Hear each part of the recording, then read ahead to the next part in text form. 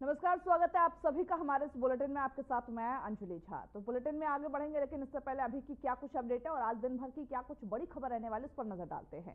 कर्नाटक के गृह मंत्री परमेश्वर के कॉलेज पर आज भी ईडी की छापेमारी कार्रवाई। तो अभी की क्या कुछ अपडेट है हम आपको बता रहे हैं। जम्मू कश्मीर के किश्तवाड़ में सुरक्षा बलों और आतंकियों के बीच मुठभेड़, कई आतंकियों को घेरा गया।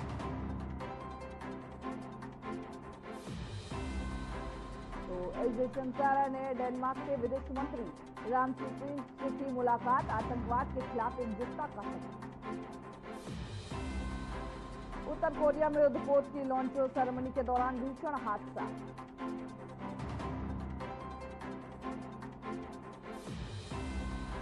ऑपरेशन सिंदूर और आतंकवाद के खिलाफ भारत की लड़ाई को प्रदर्शित करने वाला एक डेलीगेशन पहुंचा जापान। प्रकाश शिंदे के नेतृत्व वाला डेलीगेशन पहुंचा अबू धाबी। पाक के आतंकी चेहरों को करेगा बेनकाब। मुंबई के कई इलाकों में भारी बारिश, सड़कों पर भरा पानी।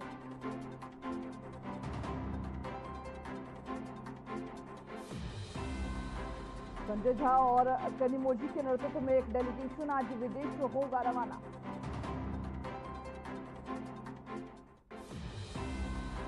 पीएम मोदी आज वीडियो कॉन्फ्रेंसिंग के जरिए कानपुर दक्षिण रेलवे स्टेशन का करेंगे उद्घाटन। बीकानेर दौरे पर जाएंगे पीएम मोदी, नाल एयरबेस पर जवानों से मुलाकात करेंगे।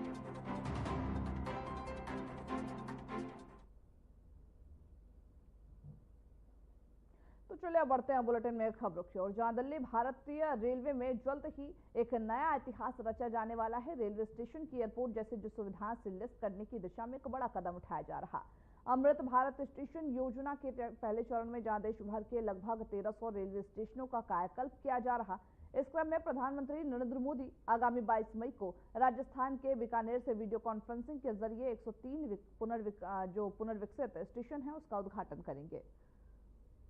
तो ये 3 तस्वीरें जिनको रेलवे स्टेशन को एक बार फिर से उसको रिकंस्ट्रक्शन किया जाएगा।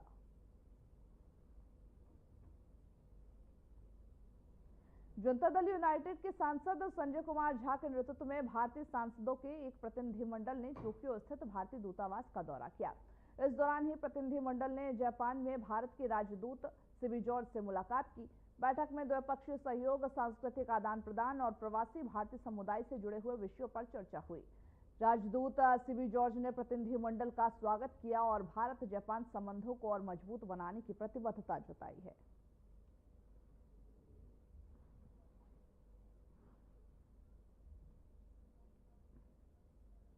शिवसेना सांसद श्रीकांत शिंदे के नेतृत्व में एक सर्वदलीय प्रतिनिधिमंडल संयुक्त अरब अमीरत के अबू धाबी पहुंचा। यह प्रतिनिधिमंडल ऑपरेशन सिंदूर और आतंकवाद के खिलाफ भारत की निरंतर लड़ाई को प्रदर्शित करने के लिए संयुक्त अरब अमीरत, लाइब्रेरियन और कांगो लोकतांत्रिक गणराज्य और सियरा लियोन का दौरा कर रहा है। वहीं साथ ही आपको यह भी बता दें कि प्रतिनिधिमंडल में भाजपा सांसद बांसुरी स्वराज, IUML सांसद ET मोहम्मद बशीर, भाजपा सांसद अतुल गर्ग, बीजेपी सांसद सस्मित पात्र और साथ ही भाजपा के राज्यसभा सांसद और वरिष्ठ अधिवक्ता मनन कुमार मिश्रा, भाजपा नेता SS अहलुवालिया और साथ ही साथ राजदूत सुजान चिनॉय भी शामिल है। इस यात्रा का जो उद्देश्य है वो भारत की वैश्विक सुरक्षा और आतंकवाद के खिलाफ प्रयासों को अंतर्राष्ट्रीय स्तर पर प्रमोट करना है।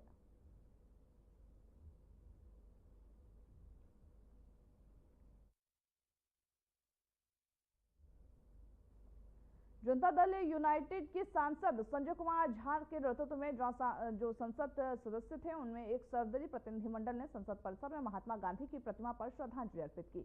यह कार्यक्रम ऑपरेशन सिंदूर और आतंकवाद के खिलाफ भारत की निरंतर लड़ाई के प्रतीक स्वरूप माना जा रहा है और इसे आयोजित किया जा रहा है। वहीं प्रतिनिधिमंडल जो है वो अब जापान, इंडोनेशिया, मलेशिया, कोरिया, गणराज्य और सिंगापुर का दौरा करेंगे, जिसका उद्देश्य भारत की वैश्विक सुरक्षा, प्रतिबद्धता और आतंकवाद के विरुद्ध चल रहे जो प्रयास है उसको अंतर्राष्ट्रीय स्तर पर साझा करना है। इस दौरे में विभिन्न राजनीतिक दलों के सांसद भी शामिल हैं, जो इस दौरे में जाएंगे और ऑपरेशन सिंदूर से रिलेटेड जो जानकारियां हैं, जिस तरीके से भारत ने पाकिस्तान का डटकर सामना किया, पाकिस्तान को मुंह तोड़ जवाब दिया, पाकिस्तान को धूल चटाया, उस पर जानकारी देंगे।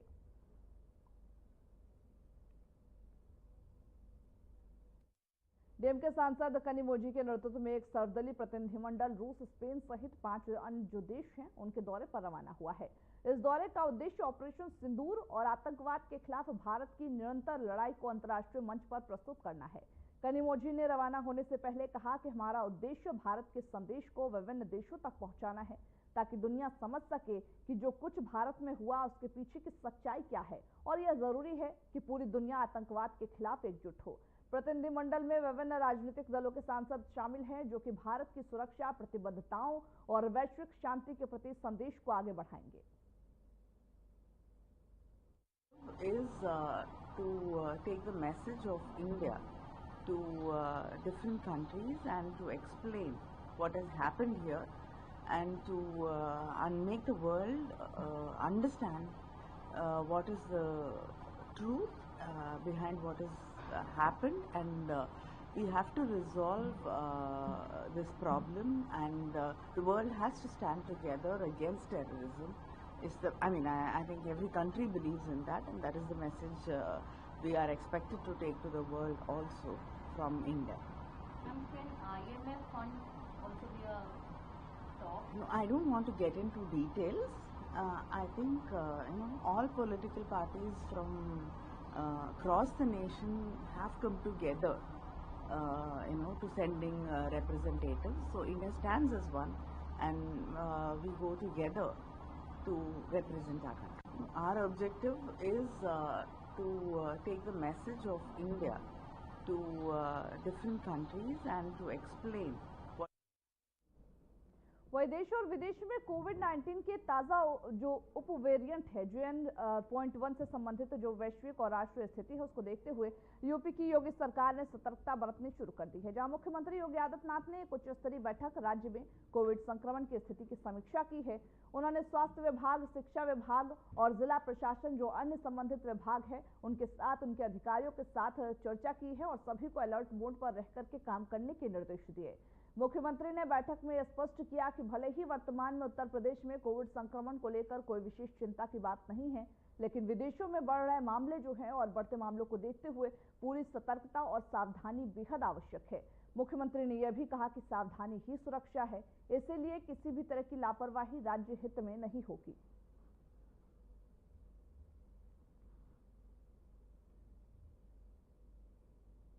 महाराष्ट्र के उप मुख्यमंत्री एकनाथ शिंदे ने शुक्रवार को कहा कि बृहद मुंबई महानगर पालिका यानी कि बीएमसी के जो सभी सदस्य हैं उनकी जो बैठक है उसमें वार्डों की समस्याओं और विकास से जुड़े हुए मुद्दों पर चर्चा की गई। उन्होंने यह भी कहा कि महायुति सरकार ने सभी लंबित कार्यों को पूरा कर लिया है और इसीलिए हमें विश्वास है कि आगामी बीएमसी चुनाव में महायुति का भगवा झंडा बृहद मुंबई महानगर पालिका पर लहराएगा।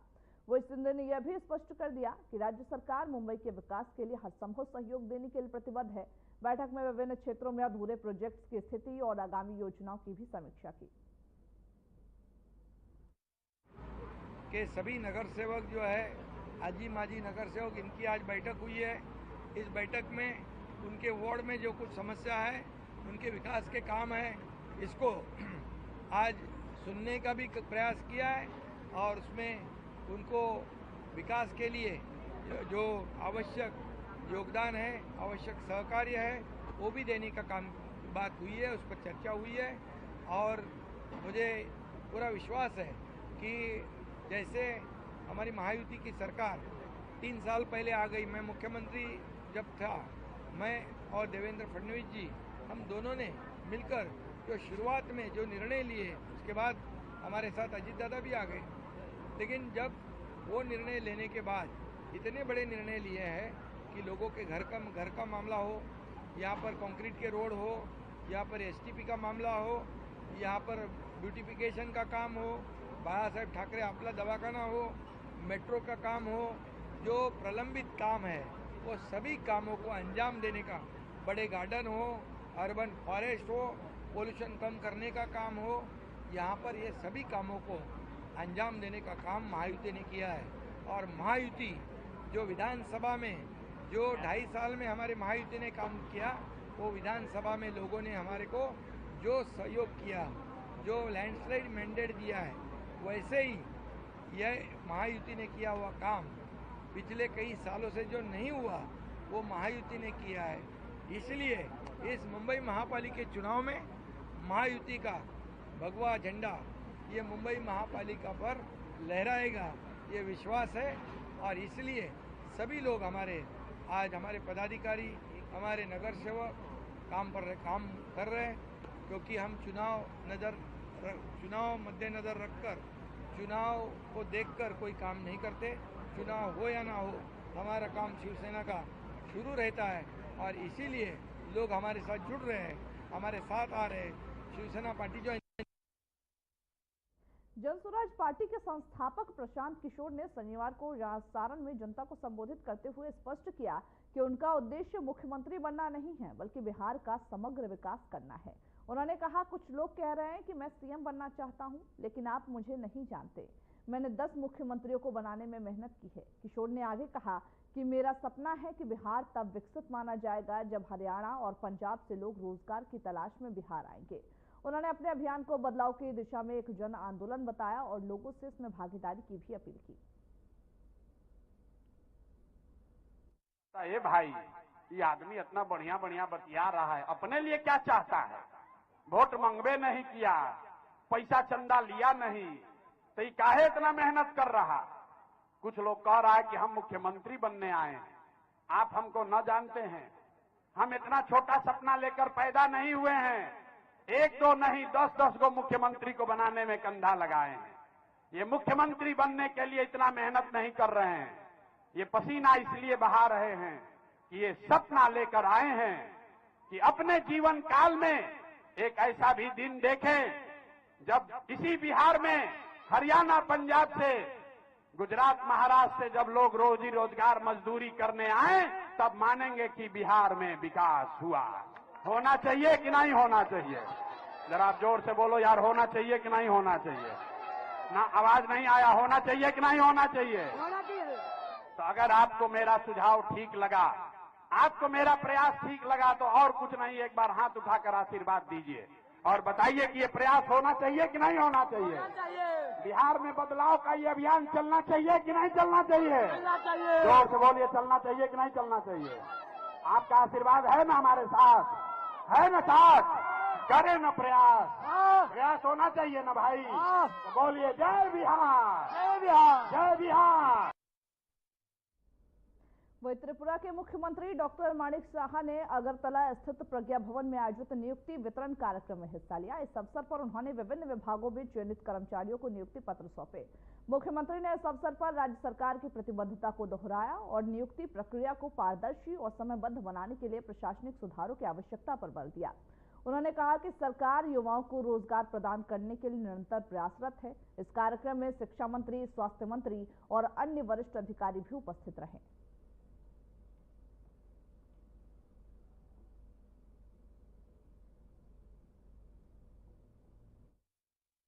वही मध्य प्रदेश के मुख्यमंत्री डॉक्टर मोहन यादव ने कुशाभाऊ ठाकरे ऑडिटोरियम में आयोजित एक समारोह में सिविल सेवा परीक्षा में चयनित अभ्यर्थियों को सम्मानित किया।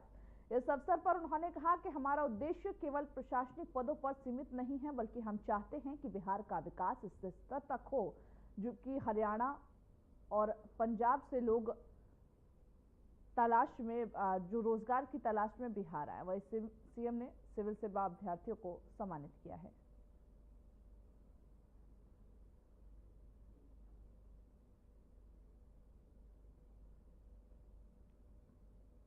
मुख्यमंत्री डॉक्टर मोहन यादव ने समत्व भवन में मध्य प्रदेश राज्य वन्य प्राणी बोर्ड है उसकी 28वीं बैठक की है। इसकी अध्यक्षता की। बैठक में प्रदेश में 2 नए वन्यजीव अभयारण्यों की स्थापना को मंजूरी दी गई। ओमकारेश्वर अभयारण्य देवास खंडवा जिले के 614.07 वर्ग किलोमीटर क्षेत्र में और जहानागढ़ अभयारण्य श्योपुर जिले में 6.328 वर्ग किलोमीटर क्षेत्र में स्थापित किया जाएगा। मुख्यमंत्री यादव ने अभी बताया है कि प्रदेश में गिद्धों की संख्या में 19% की वृद्धि हुई है और अब उनकी संख्या लगभग 13,000 तक पहुंच गई। उन्होंने वन्य जीवों के संरक्षण और पर्यावरणीय संतुलन बनाए रखने के लिए राज्य सरकार की प्रतिबद्धता को दोहराया।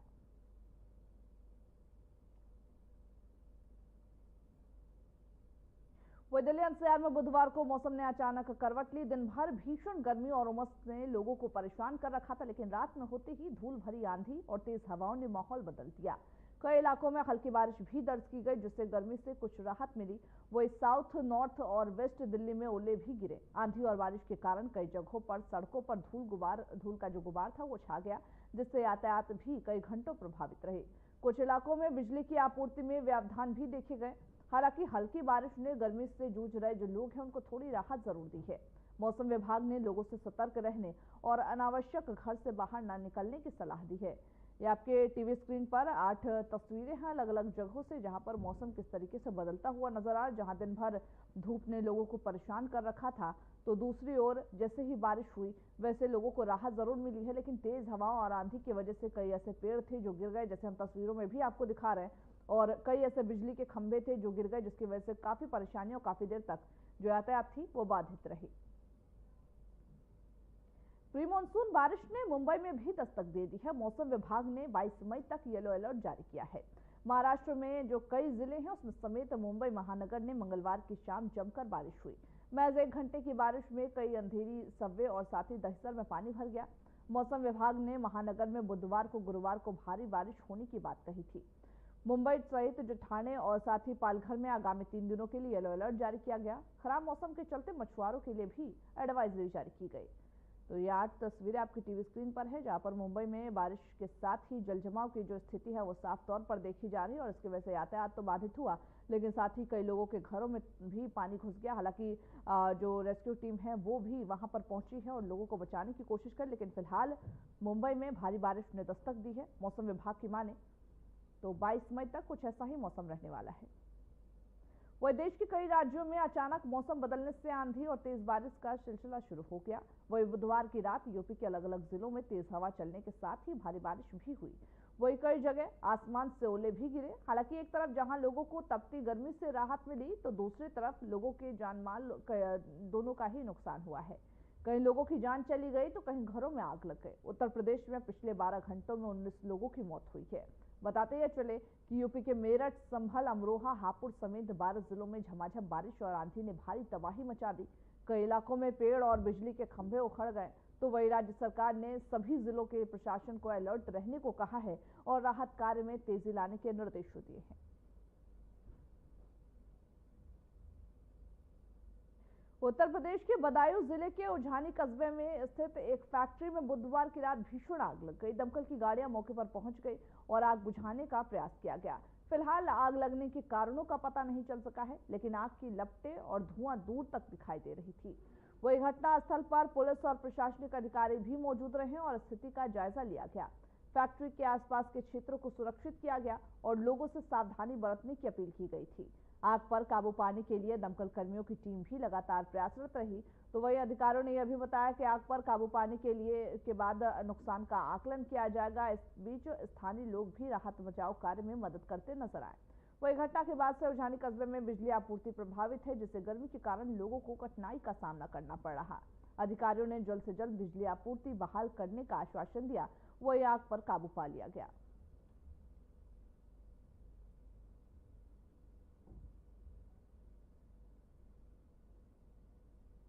भारत सरकार की डिप्लोमेटिक स्ट्राइक के दुनिया भर में चर्चे हैं। केंद्र सरकार ऑपरेशन सिंदूर को लेकर दुनिया भर को संदेश देने के लिए सर्वदलीय सांसदों को विदेश दौरे पर भेज रही, लेकिन इस बात पर सियासत भी तेज हो गई है। कांग्रेस नेता जयराम रमेश ने केंद्र सरकार के इस मामले को लेकर आलोचना की, जबकि भारत का लक्ष्य अंतर्राष्ट्रीय हितधारकों को पाकिस्तान की तरफ से सीमा पर हो रहे आतंकवाद को समर्थन देने के बारे में जानकारी देना है, जिसमें कई राजनीतिक दलों के नेताओं को शामिल कर एक व्यापक कूटनीतिक कोशिश हो रही है। लेकिन विपक्ष है कि इसे PR एक्सरसाइज करार दे रहा, जबकि इस डेलीगेशन का ऐसा पाकिस्तान प्रायोजित आतंकवाद के ठोस सबूत पेश करना है। भारत के हालिया सैन्य अभियान ऑपरेशन सिंदूर के पीछे के तर्क को दुनिया के सामने रखना है, लेकिन विपक्ष है कि इसे डाइवर्जन प्रैक्टिस करार दे रहा। वही खुफिया विफलता करार देकर सवाल खड़े कर रहा है। ऐसे में सवाल उठता है कि भारत के पहले डिप्लोमेटिक प्रहार पर सियासी तकरार क्यों? देखिए इस रिपोर्ट को।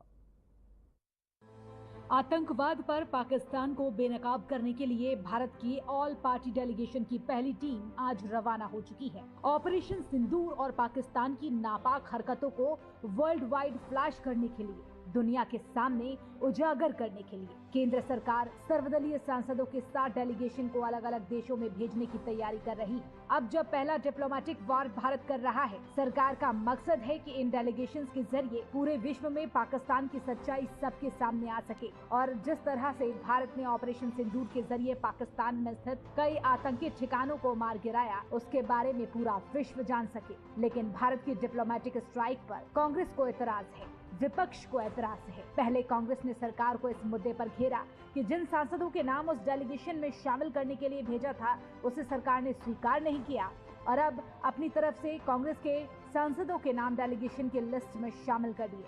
तो वहीं दूसरी तरफ अब कांग्रेस ने क्रोनोलॉजी भी समझाने की कोशिश की है। कांग्रेस ने मोदी सरकार की ओर से अलग अलग देशों में सर्वदलीय प्रतिनिधिमंडल भेजने के पीछे सरकार की मजबूरी बताई है। कांग्रेस का आरोप है कि मोदी सरकार की विदेशी कूटनीति पूरी तरह से विफल साबित हुई है। कांग्रेस का कहना है कि सरकार ने इस डेलीगेशन में ऐसे सांसदों को शामिल किया जो सुप्रीम कोर्ट के खिलाफ बदजुबानी करते आए हैं और तो और बीजेपी इस मामले में डाइवर्जन प्रैक्टिस का इस्तेमाल कर रही है। 26 नवंबर 2008 के बाद जो सभी आतंकवादी मारे गए और एक गिरफ्तार हुआ कुछ ही दिनों में, और उससे भारत को इतना समर्थन मिला सभी राष्ट्रों से। अभी देखिए क्या हाल है। हम डोसियर तैयार कर रहे हैं, आतंकवाद यहां वहां घूम रहे हैं। हम डोसियर तैयार कर रहे हैं और सांसदों को भेज रहे हैं, यहां वहां भेज रहे हैं, पर आतंकवाद तो पकड़े नहीं गए हैं। आतंकवादी तो यहां वहां घूम रहे हैं, वो भी घूम रहे हैं।